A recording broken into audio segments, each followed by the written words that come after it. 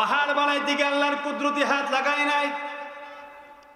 এত বড় বিশাল আসমান, ওই আসমান কি বানাইতে গিয়ে আল্লাহর কুদরতি হাত ব্যবহার করে নাই। আরে বাইতুল্লাহ, যেই বাইতুল্লাহর দিকে তাকাইলে জীবনের গুনাহ মাফ হইতে থাকে। ইন্না আউয়ালা বাইতি বুযিআ লিন্নাস, এই পৃথিবীর সর্বপ্রথম ঘর হলো আল্লাহর ঘর। সেই আল্লাহর ঘর বানাইতে গিয়ে আল্লাহর কুদরতি হাত ব্যবহার করে নাই।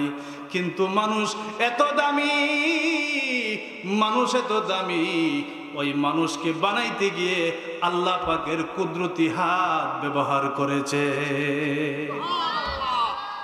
এই জন্যে ভাইয়েরা, হাদিসের মধ্যে আল্লাহর নবী বিশ্বনবী রাহমাতুল লিল আলামিন গোটা উম্মতকে নিষেধ করেছেন, ইযা যারাবা আহাদুকুম ফালইয়াত্তাকিল ওয়াজহা, সাবধান উম্মতেরা, কাউকে আঘাত করতে গিয়ে তার মুখের মধ্যে, চেহারার মধ্যে আঘাত করবা না। সমস্ত বডির মধ্যে আঘাত করলেও কারো চেহারার মধ্যে, মুখের মধ্যে আঘাত করা যাবে না। কারণ এই মুখমণ্ডলটা বানাইছে কার হাত দিয়া বলে? কোন মানুষের চেহারার মধ্যে মারা নিষেধ, মানুষের মুখমণ্ডলের মধ্যে আঘাত করা নিষেধ, হারাম, কবিরা গুনাহ। মুহতারাম হাজিরিন, আল্লাহর নবী বিশ্বনবী রাহমাতুল লিল আলামিনের পবিত্র বাণী, সাবধান, চেহারার মধ্যে আঘাত করতে পারবে না, হাতের মধ্যে অথবা পিঠের মধ্যে আঘাত করতে পারবে, কিন্তু চেহারার মধ্যে আঘাত করতে পারবে না। স্বামী তার স্ত্রীকে আঘাত করতে গিয়ে সাবধান, তার চেহারার মধ্যে আঘাত করতে পারবে না। উস্তাদ তার ছাত্রকে প্রহার করতে গিয়ে, মারতে গিয়ে, আঘাত করতে গিয়ে সাবধান, তার চেহারার মধ্যে মারা যাবে না। কারণ হলো মানুষের চেহারাটা এত দামি, ওই চেহারাটারে আল্লাহ তাআলা আল্লাহর কুদরতি হাত দিয়া বানাইছে। মনে থাকবে কথা? মনে থাকবে? তাহলে কাহারও চেহারার মধ্যে কোনো সময় তাপ্পর দেওয়া যাবে না, আঘাত করা যাবে না, খিল দেওয়া যাবে না, নিষেধ। এবার ফেরেশতাদের সামনে আদম আলাইহিস সালাতু ওয়াস সালামের বডি এখনো পর্যন্ত রূহ দেওয়া হয় নাই। আল্লাহ পাক রব্বুল আলামিন বলেন, ফানাফাখতু ফীহি মির রূহি, যখন আদমের ভিতরে রূহ দেওয়া হয়েছে, আগে ছিল মূর্তির মতো, কথা বলতে পারে না, নড়তে পারে না, হাঁটতে পারে না। যখন আদমের ভিতরে রূহ দেওয়া হয়েছে, এবার আদম আলাইহিস সালাম কথা বলতে পারে, হাঁটতে পারে, ধরতে পারে, চাইতে পারে। সুবহানাল্লাহ বলেন। আল্লাহ পাক রব্বুল আলামিন বলেন, আমার নতুন এক সৃষ্টি, অত্যন্ত মায়া করে, মোহাব্বত করে কুদরতি হাত দিয়া বানাইছি। হে ফেরেশতারা, তোমরা কোথায়? তোমাদের চাইতে সেই মাখলুক, নতুন এক সৃষ্টি যাকে বলা হয় আদম, তার দাম অনেক বেশি, অনেক লম্বা। আলোচনা ওই দিকে যাব না। আল্লাহ পাক আদমের শ্রেষ্ঠত্ব দিলেন, শ্রেষ্ঠত্ব দিয়ে আল্লাহ পাক রব্বুল আলামিন সকল ফেরেশতাদেরকে ঘোষণা করলেন, উসজুদু লি আদম, আদমের সেজদা করো। ফাসাজাদাল মালাইকাতু কুল্লুহুম আজমাউন,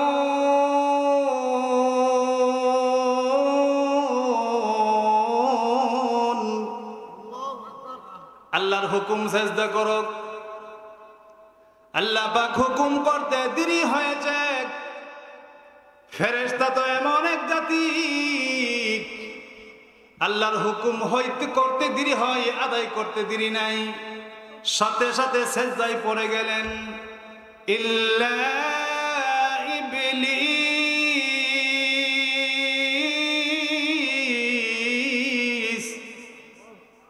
কিন্তু শয়তান ইবলিস মালাউন সেজদা করে নাই।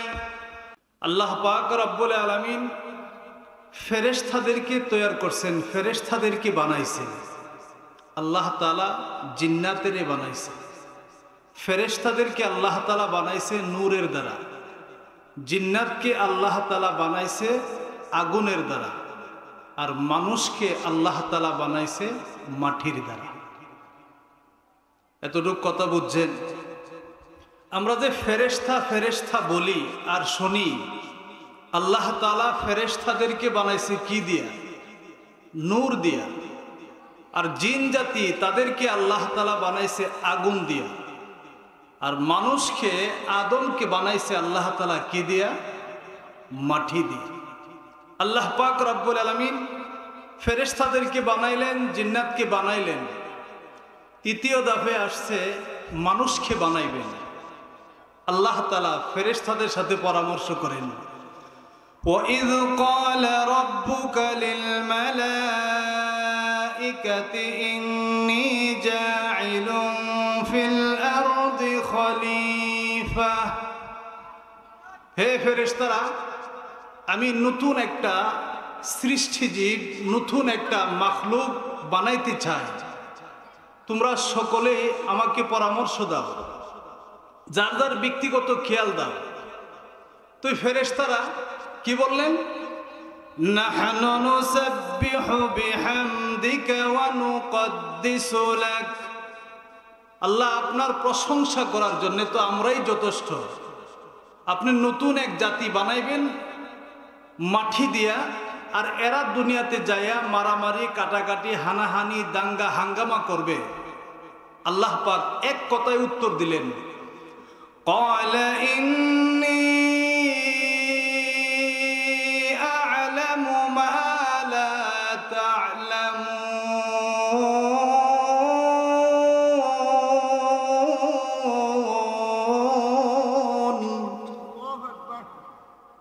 أحكام الحاكمين الله رب العالمين ফেরেশতাদেরকে ডাক দেয়া বলেন, আমি যা জানি তোমরা তা জানো না। আল্লাহ কি বললেন? আমি যা জানি তোমরা তা জানো না। তখন ফেরেশতারা বুঝা ফেলাইছে যে আল্লাহ পাকের সিদ্ধান্ত, আল্লাহ তাআলা নতুন এক জাতি, নতুন এক মাখলুক, নতুন এক সৃষ্টিজীব আল্লাহ বানাইবেন। আহকামুল হাকিমিন আল্লাহ রাব্বুল আলামিন এবার ফেরেশতাদেরকে বললেন, ফেরেশতারা, আমি যেই মাখলুকটা, যেই সৃষ্টিজীব বানাইব, আগুন দিয়া না, নূর দিয়া নয়, আমি বানাইব মাটি দিয়া। ফেরেশতারা রে, পৃথিবী থেকে মাটি নিয়ে আসো। ফেরেশতারা আসলেন, মাটি নিলেন। ওই মাটি পানি দিয়া কাই করলেন, আমাদের আঞ্চলিক ভাষায় বলে ফেক কাদা। এই ফেক কাদা বানাইলেন। আল্লাহ পাক রব্বুল আলামিন বলেন, ফেরেশতারা, আমি যেই নতুন একটা জাতি বানাইব, নতুন একটা মাখলুক বানাইব, এটা কিভাবে বানাইব তোমাদেরকে আমি বলে দিচ্ছি। রে ফেরেশতারা শুনো, আমি আল্লাহ পাক যেইভাবে বলি হুবহু সেইভাবে তোমরা বানাইতে থাকবা। আল্লাহ পাক রব্বুল আলামিন ফেরেশতাদেরকে বলে দিলেন, ওই মাটি দিয়া, ওই কাই দিয়া তোমরা দুইটা হাত দিবা, দুইটা পাও দিবা, এরকম ভাবে একটা বুড়ি দিয়া সুন্দর করে তোমরা একটা মূর্তির মতো বানাইতে থাকো। ফেরেশতারা আল্লাহ পাকের কথা মতে এমন সুন্দর করে হাত দিলেন, পাও দিলেন, সুন্দর করে আঙ্গুল দিয়া মূর্তির মতো বানাইয়া মহান রব্বুল আলামিনের দরবারে যাইয়া বলে, আগো রব্বুল আলামিন, আপনি যেভাবে বলেছেন মাথা থেকে নিয়ে পা পর্যন্ত বানাইলাম, আল্লাহ আপনি এক নজর তাকায়া দেখেন আপনার মন মতো হইছে নি? আল্লাহ, বানাইছি আমরা। আমাদের দেশের হিন্দুরা যেভাবে মূর্তি বানায়, হুবহু এরকম ভাবে বানাইলেন। আল্লাহ পাক রব্বুল আলামিন ফেরেশতাদেরকে ডাক দিয়ে বলেন, ফেরেশতারা রে, তোমরা যেইভাবে বানাইছো আমি আল্লাহর মন মতো হই নাই। এই কথা বলে মহান রব্বুল আলামিন আল্লাহ পাকের কুদরতি হাতটা এরকম ভাবে বাহির করছেন। সুবহানাল্লাহ বলেন, আরো জোরে কোন সুবহানাল্লাহ। আহকামুল হাকিমিন আল্লাহ রাব্বুল রব্বুল আলামিনের কুদরতি হাত কানা বাহির করলেন। বাহির করে এবার আদম আলাইহিস সালাতু ওয়াস সালামের যে পুরাটা চেহারা মুখমণ্ডল আল্লাহর কুদরতি হাত দিয়া আদম আলাইহিস সালামের কপালের গোড়া থেকে নিয়ে কপাল থেকে নিয়ে তুথার নিচ পর্যন্ত, এক কানের লতি থেকে অপর কানের লতি পর্যন্ত পুরাটা মুখমণ্ডল আল্লাহ পাকের কুদরতি হাত দিয়ে ডলে ডলে সুন্দর করে আল্লাহ পাক বানাইয়া ফেরেশতাদের সামনে ঘোষণা দিলেন, লাকাদ খালাকনাল ইনসানা ফি আহসানি তাকওয়িম। হে ফেরেশতারা, যত মাখলুক যত সৃষ্টি বানানো হয়েছে, ও ফেরেশতারা, আমি আল্লাহ ঘোষণা দিলাম সবচাইতে সুন্দর করে আমি আল্লাহ আমার কুদরতি হাত দিয়া মানুষ বানাইছি। কোনটারে বানাইছে আল্লাহ তাআলা কুন ফায়াকুন বইলা হয়ে গেছে। পাহাড় বানাইতে গিয়ে আল্লাহর কুদরতি হাত লাগাই নাই। এত বড় বিশাল আসমান, ওই আসমান কি বানাইতে গিয়ে আল্লাহর কুদরতি হাত ব্যবহার করে নাই। আরে বাইতুল্লাহ, যেই বাইতুল্লাহর দিকে তাকাইলে জীবনের গুনাহ মাফ হইতে থাকে। ইন্না আউয়ালা বাইতি বুযিআ লিন্নাস, এই পৃথিবীর সর্বপ্রথম ঘর হলো আল্লাহর ঘর। সেই আল্লাহর ঘর বানাইতে গিয়ে আল্লাহর কুদরতি হাত ব্যবহার করে নাই। কিন্তু মানুষ এত দামি, ওই মানুষকে বানাইতে গিয়ে আল্লাহ পাকের কুদরতি হাত ব্যবহার করেছে। এই জন্য ভাইয়েরা, হাদিসের মধ্যে আল্লাহর নবী বিশ্বনবী রাহমাতুল লিল আলামিন গোটা উম্মতকে নিষেধ করেছেন, ইযা যারাবা আহাদুকুম ফালইয়াত্তাকিল ওয়াজহা। সাবধান উম্মতেরা, কাউকে আঘাত করতে গিয়ে তার মুখের মধ্যে, চেহারার মধ্যে আঘাত করবা না। সমস্ত বডির মধ্যে আঘাত করলেও কারো চেহারার মধ্যে, মুখের মধ্যে আঘাত করা যাবে না। কারণ এই মুখমণ্ডলটা বানাইছে কার হাত দিয়া বলে? কোন মানুষের চেহারার মধ্যে মারা নিষেধ, মানুষের মুখমণ্ডলের মধ্যে আঘাত করা নিষেধ, হারাম, কবিরা গুনাহ। মুহতারাম হাজিরিন, আল্লাহর নবী বিশ্বনবী রাহমাতুল লিল আলামিনের পবিত্র বাণী, সাবধান, চেহারার মধ্যে আঘাত করতে পারবে না, হাতের মধ্যে অথবা পিঠের মধ্যে আঘাত করতে পারবে, কিন্তু চেহারার মধ্যে আঘাত করতে পারবে না। স্বামী তার স্ত্রীকে আঘাত করতে গিয়ে সাবধান, তার চেহারার মধ্যে আঘাত করতে পারবে না।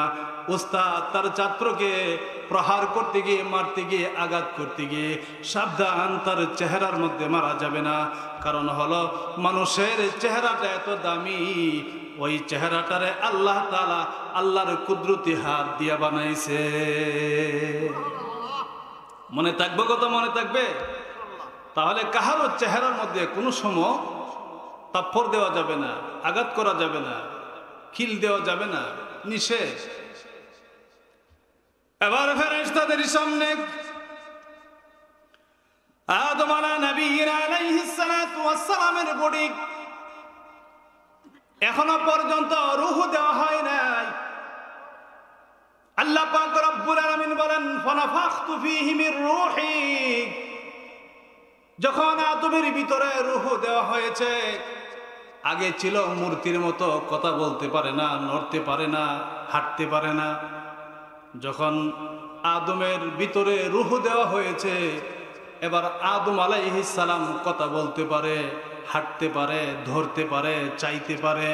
সুবহানাল্লাহ বলেন। আল্লাহ পাক রব্বুল আলামিন বলেন, আমার নতুন এক সৃষ্টি, অত্যন্ত মায়া করে, মহব্বত করে কুদরতি হাত দিয়া বানাইছি। হে ফেরেশতারা, তোমরা কোথায়? তোমাদের চাইতে সেই মাখলুক, নতুন এক সৃষ্টি যাকে বলা হয় আদম, তার দাম অনেক বেশি, অনেক লম্বা। আলোচনা ওই দিকে যাব না। আল্লাহ পাক আদমের শ্রেষ্ঠত্ব দিলেন। শ্রেষ্ঠত্ব দিয়ে আল্লাহ পাক রব্বুল আলামিন সকল ফেরেশতাদেরকে ঘোষণা করলেন, উসজুদু লি আদম, আদমের সেজদা করো। ফাসাজাদাল মালাইকাতু কুল্লুহুম আজমাউন।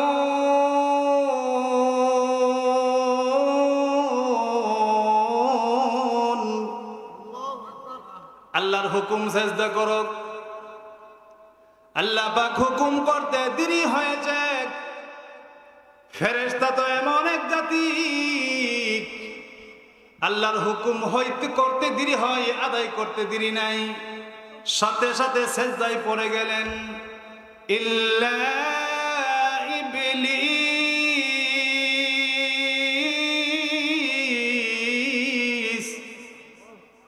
কিন্তু শয়তান ইবলিস মালাউন সেজদা করে নাই। সকল ফেরেশতা আদমকে সেজদা করলেন, ইল্লা ইবলিস, ইবলিস সেজদা করে নাই। আহকামুল হাকিমিন আল্লাহ রাব্বুল আলামিন ডাক দিয়ে বলেন, মা মানাআকা আল্লা তাসজুদা ইয আমারতুক, আমি হুকুম করার পরে দিয়াও তুই কেন সেজদা করস নাই? আল্লাহর হুকুম সমস্ত ফেরেশতারা সেজদা করে নিছে, তুই কেন সেজদা করস নাই? দেখেন কি বলে। তখন শয়তান ডাক দিয়ে বলেন, আমি তার চাইতে উত্তম, নাউজুবিল্লাহ বলেন, খায়রুম মিন, আমি তার চাইতে উত্তম। ওগো রব্বুল আলামিন, তুমি তো আমার সামনে থেকে বানাইলা মাটি দিয়া, আর আমাকে বানাইছো আগুন দিয়া। খলাকতানি মিন নারি ওয়া খলাকতাহু মিন তিন,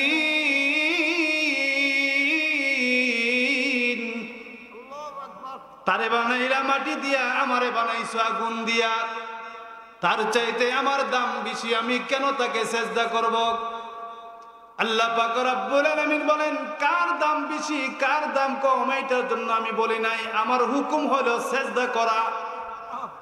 আর আল্লাহ পাকের হুকুম মানার মধ্যে হলো কামিয়াবি, ঠিক কিনা বলেন? আমি তাকে সেজদা করব না। কি করব না? সেজদা করব না। আল্লাহ পাক বলেন, তুই যদি সেজদা না করস, ফখরুজ মিন্নি, ফখরুজ, তুই এখান থেকে বের হয়ে যা, তুই মানে সবচেয়ে বড় অভিশপ্ত, আমার সেই জান্নাতে থাকার অধিকার নাই। রে মালাউন ইবলিস, আমার হুকুম মানস নাই, আমার জান্নাতের ভিতরে থাকার তোর কোনো অধিকার নাই, ফখরুজ, বের হয়ে যা। এবার শয়তান বলে, আমি বের হয়ে যাব, কিন্তু আপনার কাছে আমার তিনটা দাবি। কয়টা? আমি এখান থেকে বের হয়ে যাব, আদমকে সেজদা না করার কারণে আমি এখান থেকে বের হয়ে যাব, জান্নাত থেকে বের হয়ে যাব, চিরদিন আমার মানে গলার মধ্যে লানতের তখতা জ্বলন্ত থাকবে, ঝুলন্ত থাকবে, আমি এখান থেকে বের হয়ে যাব। আমার তিনটা দাবি আপনি পূরণ করেন। এক নাম্বার হলো রব্বুল আলামিন আমাকে কিয়ামত পর্যন্ত হায়াত দিবেন, আমার কোনো মরণ হবে না, মরণ নাই, তবে মরণ একদিন হবে, যেদিন তামাম পৃথিবী ধ্বংস করে দিবে, ওই দিন তার মরণ হবে। আল্লাহ পাক রব্বুল আলামিন মালাকুল মউত আজরাইলকে ডাক দিয়ে বলেন, আজরাইল, ইবলিসকে ধরো, তার রূহটা বাহির করো। হযরত মালাকুল মউত আজরাইল আলাইহিস সালাতু ওয়াস সালাম ইবলিসকে যখন ধরতে যাবেন, পৃথিবীর এক প্রান্ত থেকে অপর প্রান্ত পর্যন্ত যাবেন, লাগাল পাইবে না। একটা লাভ দিয়ে এক দেশ থেকে আরেক দেশ, এক প্রান্ত থেকে অপর প্রান্ত, হযরতে আজরাইল আলাইহিস সালাতু ওয়াস সালাম তার দিকে ছুটবেন। সর্বশেষ হযরত আদম আলাইহিস সালাতু ওয়াস সালামের কবরের পাশে যাইয়া ওই মালাউন ইবলিসকে ধরবেন, এখানে তার রূহ বাহির করা হবে, ওই দিন তার মরণ হবে। বলে, আল্লাহ আমাকে কিয়ামত পর্যন্ত হায়াত দিবেন। বলে, ঠিক আছে, দিলাম। দুই নাম্বার হলো, আদমের সন্তানেরা যাকে আমাকে দেখতে না পারে তাদের চোখের আড়াল করে দিও। কারণ এই আদমের কারণেই তো আমি জান্নাত থেকে বাইরে হইতেছি। এরা যাতে আমার চোখে দেখতে না পায়, চোখের আড়াল করে দেখো, এইটাও তোমার দোয়া কবুল হয়েছে। 3 নাম্বার, আদমের সন্তানদের রোগের এশার ভিতরে দিয়া, মন মস্তিষ্কের ভিতরে দিয়া চলার মতো শক্তি দাও, কইডো দিলাম। শয়তান মানুষের রোগের ভিতরে দিয়া চলে, এটা জানেননি? মানুষের রোগের এশার ভিতরে দিয়া শয়তান চলতে পারে। এটা আল্লাহর কাছ থেকে সে দোয়া লই আইছে, কবুল করে আইছে। ঠিক আছে, এবার কেমন বেয়াদব দেখেন, আল্লাহর সামনে দাঁড়াইয়া বলে ثم لآتينهم من بين أيديهم ومن خلفهم وعن أيمانهم وعن شمائلهم ولا تجد أكثرهم شاكرين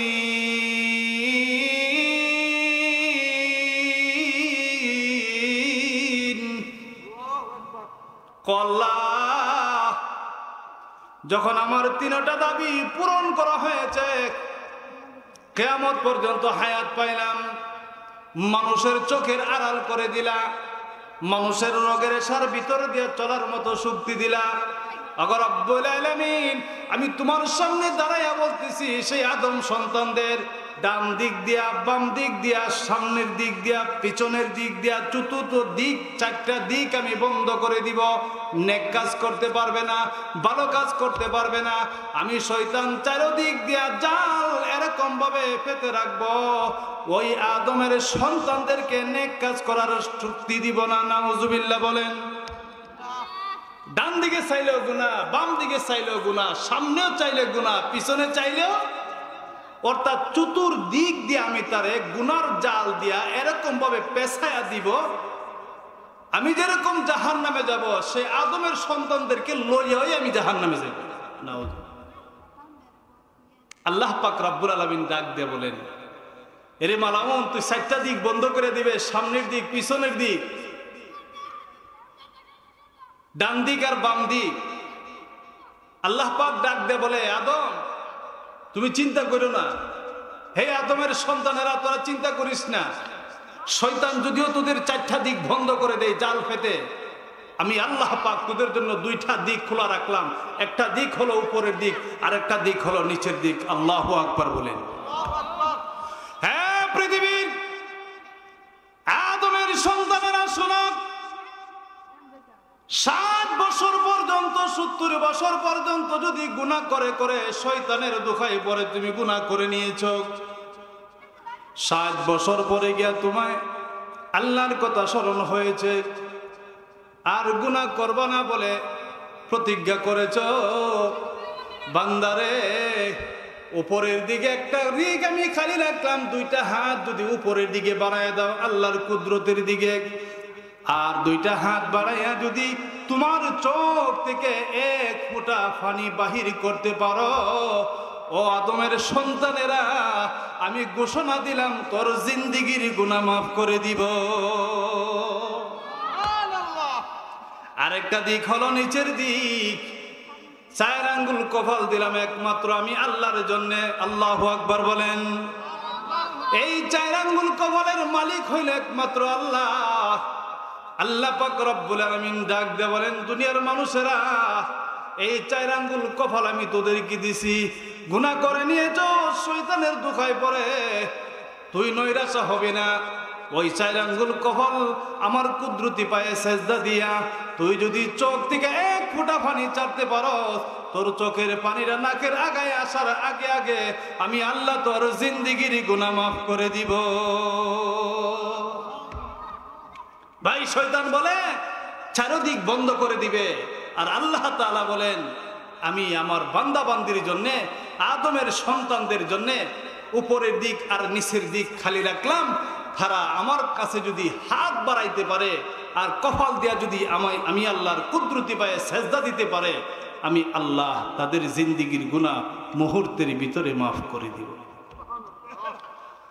মুহতারাম হাজিরিন, প্রথম দিন আজকে, আমার পরে একজন বক্তা আছে, আর বয়ান করার খুব মন মানসিকতা ছিল, অনেক লম্বা আলোচনা করব এরকম মন মানসিকতা ছিল, কিন্তু সময়ও প্রায় অনেক হয়ে গেছে, আর শীতের দিন লম্বা আলোচনা করাটা আমি উচিত মনে করি না।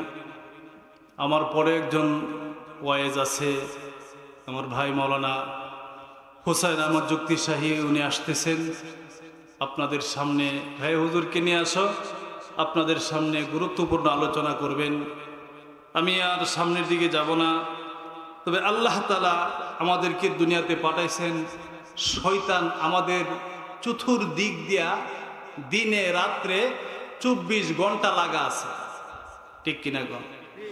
শয়তান চাইবে না যে একজন মানুষ সে নেক কাজ করুক, ভালো কাজ করুক, নামাজ পড়ুক, সে 5 ওয়াক্ত নামাজ সঠিকভাবে আদায় করুক, এটা শয়তান চাইবে না।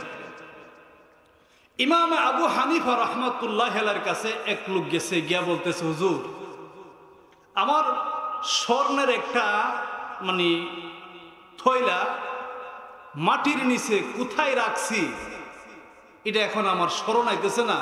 ঘরে রাখছি নাকি বাহিরে রাখছি, খেতে রাখছি নাকি বনলাসের ভিতরে রাখছি, হুজুর আমার স্মরণ আইতেছে।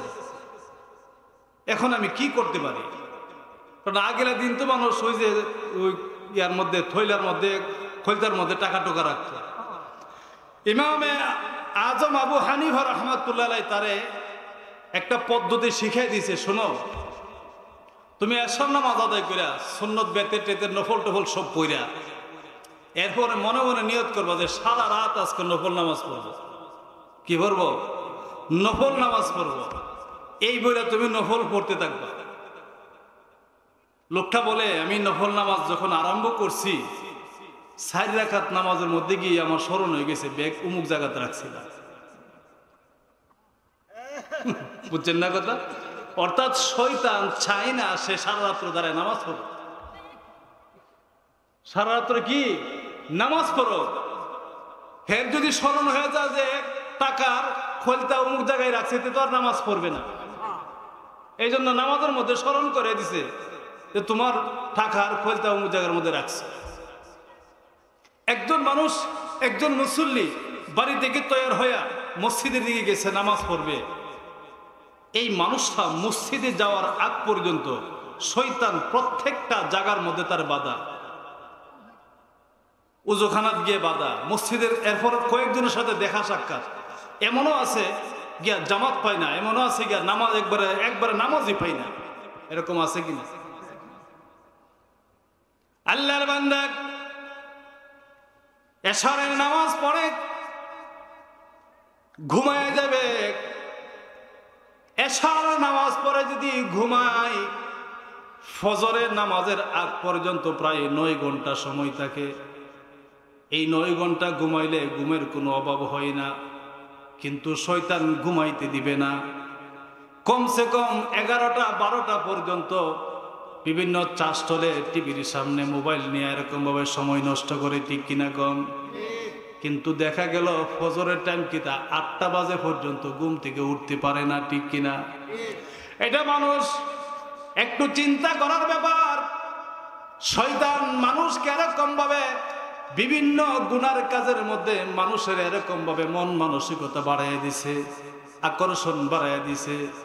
এশার নামাজ পড়া খাওয়া দাওয়া করে যদি ঘুমাইতে পারে 9 ঘন্টা ঘুমাইতে পারে, কিন্তু ঘুমাই না, মোবাইল নিয়ে আসে, টিভির সামনে দোকানে অনর্থক কথাবার্তা বলতে বলতে 11টা 12টা পর্যন্ত সময় নষ্ট করে, ফজরের নামাজও ঠিক মতো পড়তে পারে না।